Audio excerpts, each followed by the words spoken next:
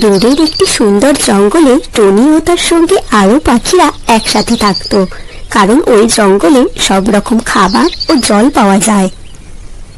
অন্য একটি জঙ্গলের এক পাখি তাদের জঙ্গলে থাকার জন্য আসে। এই কি, তুমি কে? আর এই জঙ্গলে কি করছো? আমি এই জঙ্গলে থাকতে এসেছি। কিন্তু আমরা তো নতুন কাউকে এই জঙ্গলে থাকতে দিতে পারবো না, কারণ তাতুই দিদি আর মিঠু বোন ডিম দিয়েছে, আর তাই আমরা কোনো রকম ঝুঁকি নিতে চাই না। আমি অচেনা নই, আমার বান্ধবী এই জঙ্গলেই থাকে। কে তোমার বান্ধবী বলো তুমি?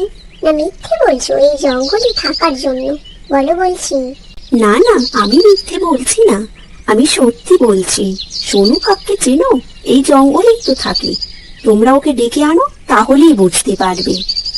ঠিক আছে, আমি তাহলে যাচ্ছি, আমি গিয়ে ডেকে আনছি, তারপরেই বোঝা যাবে তুমি ঠিক বলছো না মিথ্যে।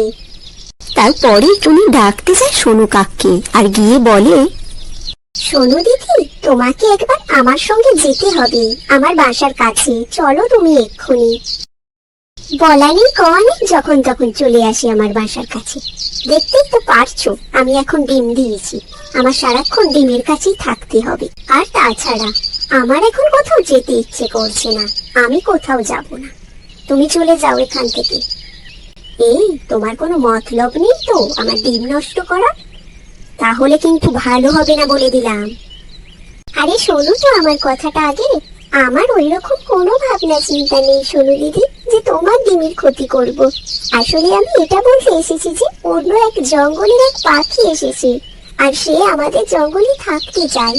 তুমি তো জানো যে মিঠু বোন আর তাতুই দিদি ডিম দিয়েছে, আর ও যদি ওদের ডিমের কোনো ক্ষতি করে দেয়, সেই কারণে আমি তোমার কাছে এসেছি।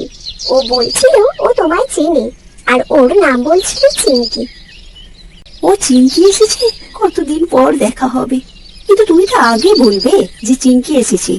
চলো চলো, আমাকে নিয়ে চলো ওর কাছে। তারপর টুনি সোনু কাককে নিয়ে তাদের বাসার কাছে যায়। ও চিঙ্কি বান্ধবী আমার, কতদিন পর দেখা তোর সাথে, দেখে খুব ভালো লাগছে। কেমন আছিস বল? তোমরা ওকে কিছু খেতে দিয়েছো নাকি শুধু প্রশ্নই করে চলেছো? আমি ভালো আছি, আর তুই কেমন আছিস বল? তোকে দেখে আমিও খুব খুশি হয়েছি রে। আসলে আমার স্বামী মারা গেছে, আর সেই জন্য একা থাকতে না পেরে আমি তোদের জঙ্গলে চলে এসেছি। আর আমার কদিন পর ডিম দেওয়ার সময় হয়েছে, তাই আমি একা না থাকতে পেরে তোদের কাছে এসেছি। খুব ভালো করেছিস। এরপর তো জানতে পারলে যে ও আমার চেনা জানা। এরপর তোমরা ওর থাকার ব্যবস্থা করো, ওর জন্য একটা বাসা বানিয়ে দাও। আরে তা নয় সোনু দিদি, আসলে আমরা চিনতাম না তো চিঙ্কি দিদিকে, তাই বলেছি, তুমি কিছু মনে করো না। সোনু দিদি, তুমি চিন্তা করো না, আমরা চিঙ্কি দিদির থাকার ব্যবস্থা করছি, ওর জন্য একটা বাসা বানিয়ে দিচ্ছি। সেই বলে টুনি, মিঠু আর তাতুই একসাথে মিলে যায় চিঙ্কির বাসা বানিয়ে দেওয়ার জন্য। তুই বরং ততক্ষণ আমার বাসায় চল। কি ভালো আর বোকা রে এরা, এদেরকে দিয়ে তো অনেক কাজ করানো যাবে। আর তোর তো এই জঙ্গলে অনেক কদর তাহলে। হ্যাঁ, তা তো আছে একটু। এরপর তুই তো চলে এসেছিস, এবার আমরা দুজনে মিলে বোকা বানাবো। এইরকম ভেবে দুজনে খুব খুশি হয়। আর এইদিকে টুনি আর তাতুই আর মিঠু মিলে একটা মজবুত বাসা বানায় চিঙ্কির জন্য। তারপর চিঙ্কি আর সোনু কাকের কাছে যায়। চিঙ্কি দিদি, তোমার বাসা তৈরি করে দিয়েছি, তুমি এবার তোমার বাসায় যেতে পারো। তারপর রাত হয়ে যায়, যে যার বাসায় শুয়ে পড়ে। পরের দিন সকাল সকাল সোনু কাক চিঙ্কির কাছে যায়, আর এদিকে সব পাখি খাবারের খোঁজে যায়। আরে চিঙ্কি, তুই তো ডিম দিয়েছিস, তোকে তো এবার ডিমের কাছে সারাক্ষণ থাকতে হবে রে। আমার ভালো লাগে না বেশিক্ষণ বসে থাকতে, আর মেঘও ধরেছে, এই সুন্দর সময় আমি ভিজবো না, বসে থাকবো? না না। ঠিক আছে, তোর যখন এতই ভেজার শখ, একটা উপায় আছে, সেটা করতে হবে। কি উপায় সোনু, বল আমায়। শোন, বাকি পাখিরা এখন তাদের বাসায় নেই, তুই এক কাজ কর, সব ডিমগুলো জলে ফেলে দে, আর সাথে তোর ডিমটাও। কি বলছিস তুই? আমি আমার ডিমটা ফেলে দেবো কেন?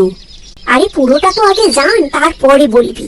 তুই তোর ডিমে একটা চিহ্ন দিয়ে দে, তাহলে তুই খুব সহজেই তোর ডিমটা চিনতে পারবি। ও, এরপর সব বুঝতে পেরেছি।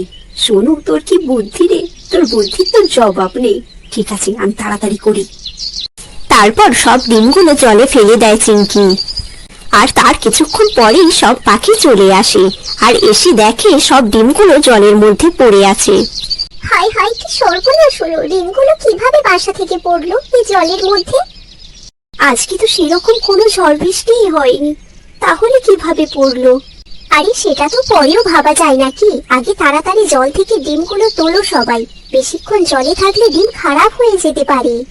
কিন্তু সব ডিম তো একই রকম লাগছে, কোনটা কার ডিম বুঝবো এখন কিভাবে? এক কাজ করো, যে যার একটা করে ডিম নিয়ে নাও এখন। পরে যখন ডিম ফুটে বাচ্চা বের হবে তখন তো বোঝাই যাবে, তখন যে যার বাচ্চা তাকে দিয়ে দেওয়া হবে। ঠিক বলেছো সোনু দিদি, তোমরা তাই করো। চিংকি দিদি, তুমি একটা ডিম নিয়ে নাও। এ বাবা, চিহ্নটা তো দেখতে পাচ্ছি না, আর সব ডিম একই রকম লাগছে, কি করবো এখন? তাড়াতাড়ি করো চিংকি দিদি, ডিমগুলো এমনিতেই অনেকক্ষণ জলে পড়ে আছে, আর বেশিক্ষণ জলে ফেলে রাখা উচিত নয়। তারপর যে যার একটি করে ডিম তুলে নিয়ে নিজের বাসায় চলে যায়। তারপর রাত হয়ে যায়, যে যার বাসায় শুয়ে পড়ে। আর চিংকি সোনুর কাছে যায়। কি হলো, তুই এই সময় এখানে এলি? সব ঠিক আছে তো চিংকি? না রে, তুই যে বললি একটা চিহ্ন দিতে, কিন্তু আমি তো সেই চিহ্নটা খুঁজে পাইনি, কি হবে এখন? আরে চিন্তা করিস না, সব ঠিক হবে। আর তোর ডিম তাতুই আর মিঠু, এদের দুজনের মধ্যে কারোর কাছে নিশ্চয়ই থাকবে। সেটাই যেন হয় সোনু, তোর কথা যেন সত্যি হয়। এইভাবে কিছুদিন কেটে যায়, আর তাতুইয়ের ডিম ফুটে বাচ্চা বের হয়, আর সেটা ওরই বাচ্চা ছিল। সেটা দেখে চিংকি অনেকটা ভয় পেয়ে যায়। তার পরের দিন সকালে মিঠুরও ডিম ফুটে বাচ্চা বের হয়, সেটা ওরই বাচ্চা ছিল। সেটা দেখে মিঠুও খুব খুশি হয়, আর চিংকি তখন ভাবতে থাকে, আমি তো একদিনও ডিমে বসিনি, আমার ডিম নষ্ট হয়ে গেছে মনে হয়, আমার ওই ডিম থেকে বাচ্চা হবে না। এগুলো সব আমার পাপের শাস্তি, আমার পাপের ফল আমি পেয়ে গেছি, আমি আর এই জঙ্গলে থাকবো না। কি হলো চিংকি দিদি, তোমার এত মন খারাপ কেন? তোমারও তো কদিন পর ডিম ফুটে বাচ্চা হবে। না না টুনি, আমার বাচ্চা হবে না, আমি একদিনও আমার ডিমে বসিনি, তাই আমি চলে যাচ্ছি এই জঙ্গল থেকে। আরে চিংকি দিদি, তুমি চিন্তা করো না, তোমারও কদিন পর ডিম ফুটে বাচ্চা হবে। তুমি যখন বাইরে ঘুরতে যেতে, আমি তখন তোমার ডিমে বসতাম, যাতে তোমার ডিমের কোনো রকম ক্ষতি না হয়, সেই জন্য। হ্যাঁ চিংকি দিদি, তুমি ঠিক বলেছে, তোমারও ডিম ফুটে বাচ্চা হবে কদিন পর। আমি ওদের কত খারাপ করতে চেয়েছি, আর ওরা আমার কত উপকার করেছে।